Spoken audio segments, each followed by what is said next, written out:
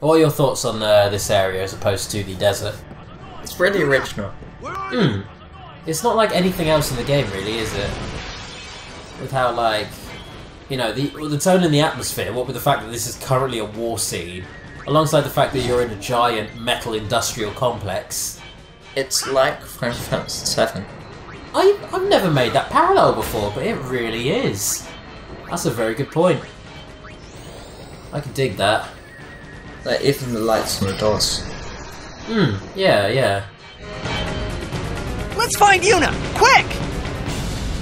Oh boy, the tension's high though, what with the current situation. What in Yevon's name are those Quado thinking? This is terrible.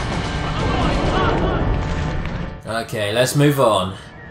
Now there are a lot of secrets in this place that you want to nab now, because you ain't going to be seeing this place after we've left it.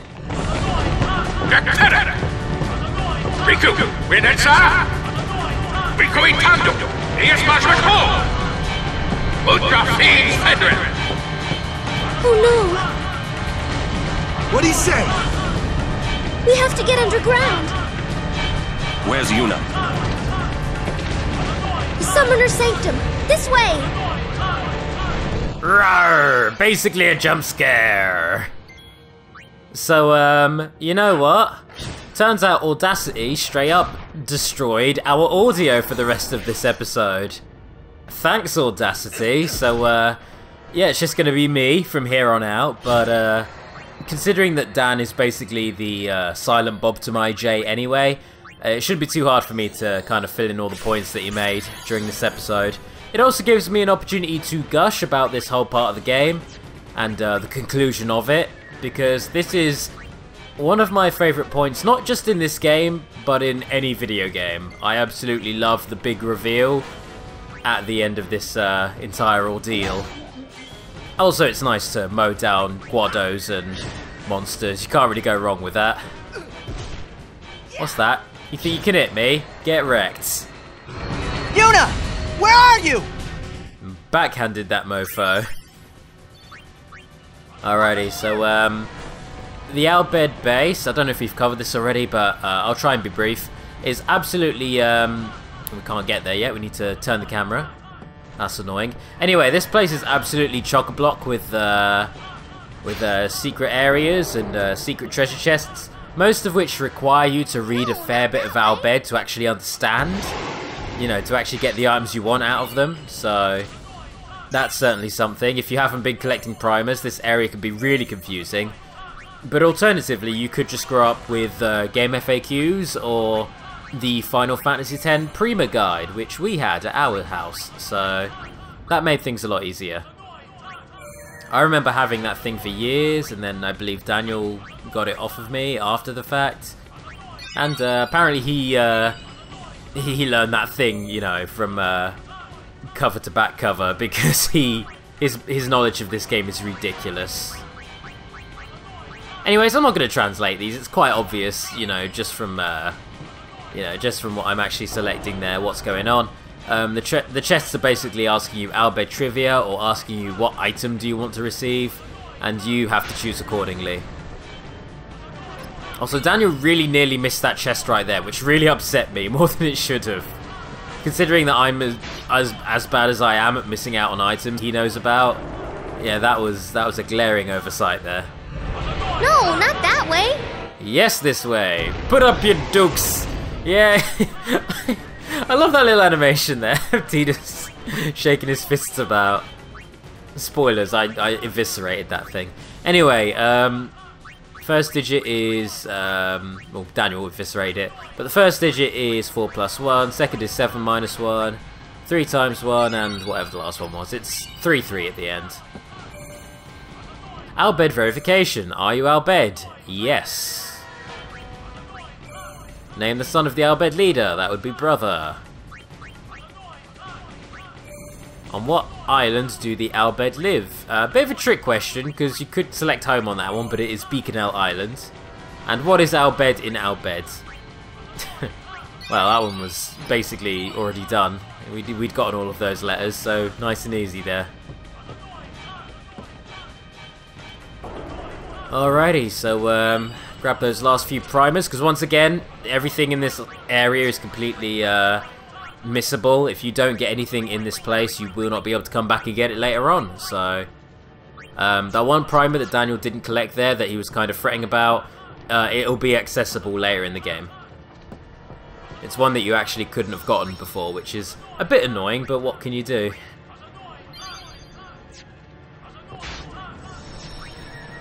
And with that, let's continue on. Oh boy. With a frame rate like this, you know that things are about to get real.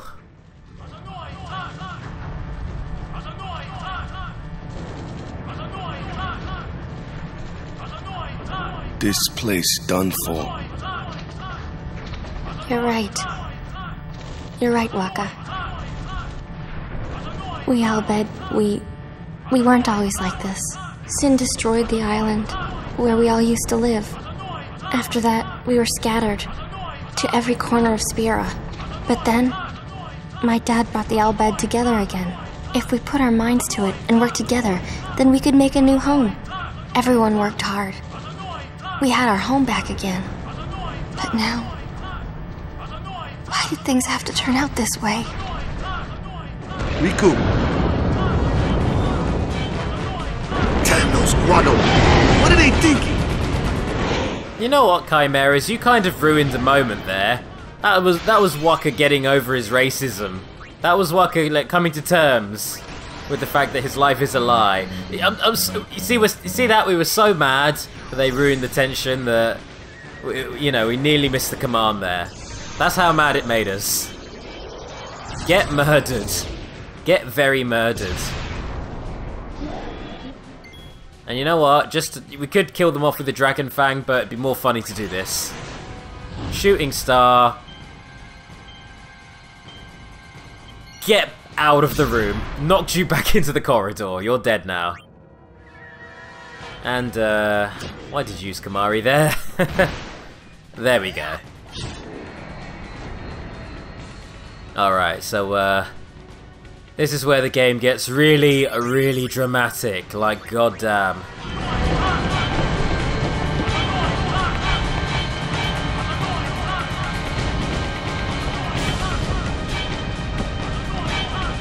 Riku, what is the Summoner's Sanctum?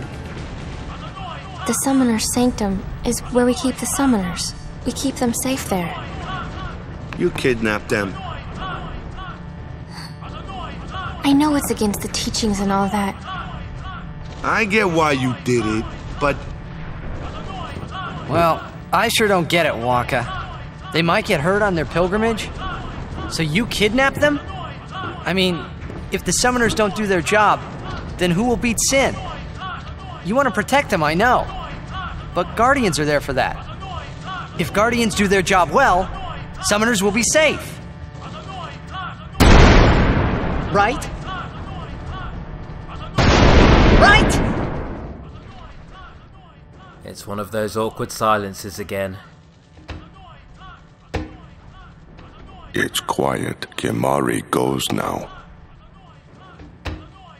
So, I cried the first time I got to this scene. Or the upcoming scene, rather. Because it completely shifts the tone of the entire game. And it really cements this as possibly being the darkest Final Fantasy. By a wide margin. The theme song kicking in, that doesn't... that certainly helps set the miserable tone.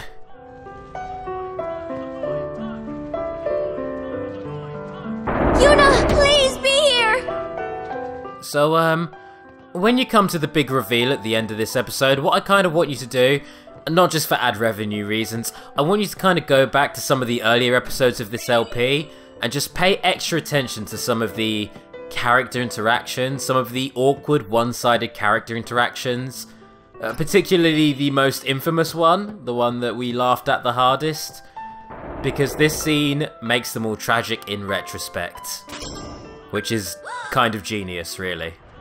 I really love this moment.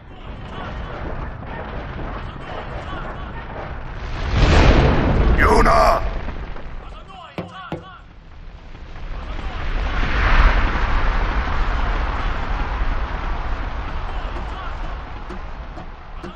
She's not here. Hello again. Wait there until we have performed the sending. They died, protecting us. It's not much, but the least we can do is give them a proper sending.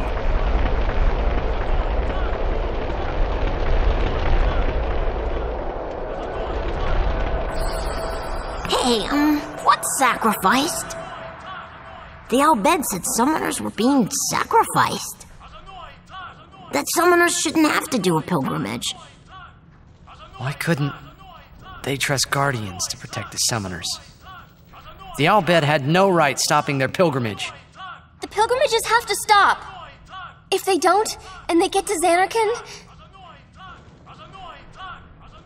they might defeat Sin. Uni could... But then she... Uni will die, you know? You know, don't you? Summoner's journey to get the final Aeon. Yuna told you, didn't she? With the final Aeon, she can beat Sin. But then... If she calls it, then the final Aeon's gonna kill her. Even if she defeats Sin, it will kill Uni too, you know? So that was devastating to find out as a kid. This whole game has been a suicide mission. Everything you've been building up to has essentially been hopeless. Was I the only one who didn't know? Tell me why! Why were you hiding it? Why didn't I know? We weren't hiding it. It was just too hard to say. Now, Auron staying silent there, that is the one moment of this game that kind of makes me hate Auron.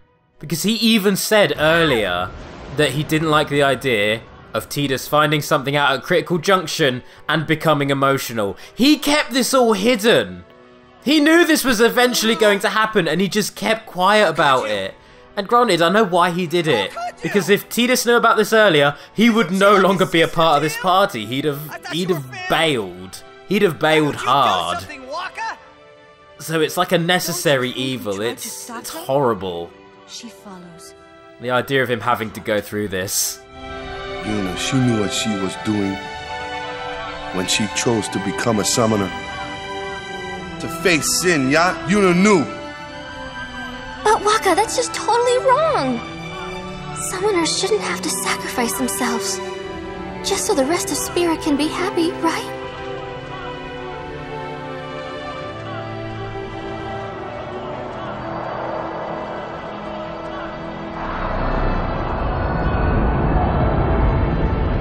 But that is our choice.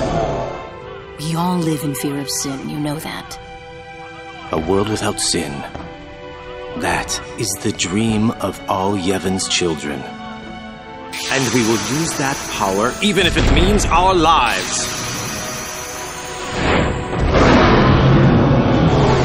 You know, I really do want to pay this whole scene due reverence, but I do kind of have to acknowledge something that comes up. Something that I only recently noticed and is kind of funny to me.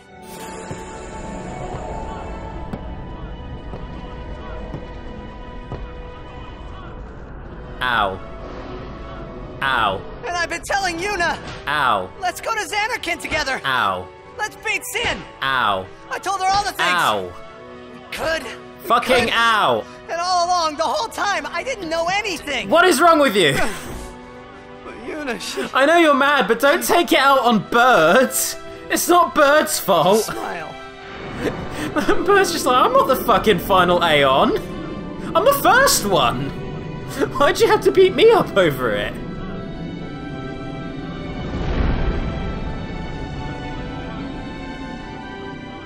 Then again, bringing it back to a serious note, it's really crushing just seeing him have an emotional breakdown there as well. For a character that's so chipper usually. Hey, watch. And you know what? This scene illustrates it. This flashback illustrates how clever of a plot twist this is. It makes every previous, like, engagement with the game, it completely changes every interaction you've had so far in this game. Yeah. This whole time, everything regarding this pilgrimage has been so... I really don't think that's... so much more morbid than Jecht could give it any credit for, and that's kind of what's so clever about it. And then you have this laughing scene, which is infamous. People hate this scene, unironically hate this scene, because of how corny and goofy and weird it is, but think about it. Yuna is on a suicide mission. Jecht, or Tidus, you know, main character, he has an abused childhood, and then everything he knew and loved was destroyed. Both of them are fucking miserable. And so the idea of them having to force a laugh, of course it's going to come out awkward. Of course it's going to be a train wreck.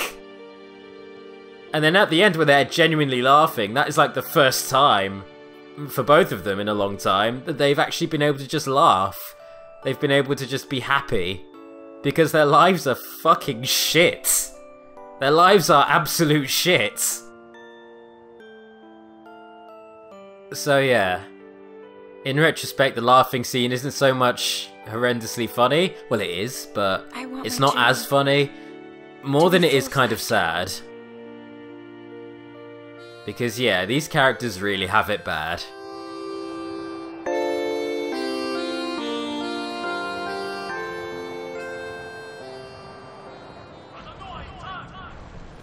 I can't let her die. I'll find her.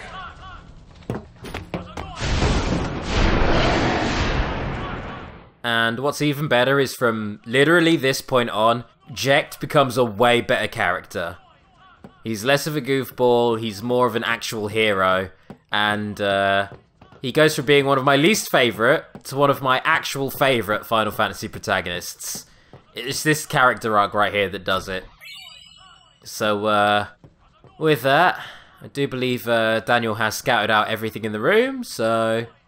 it's time for us to go deal with another Final Fantasy staple. Here we go. Time for an airship. Let's do this.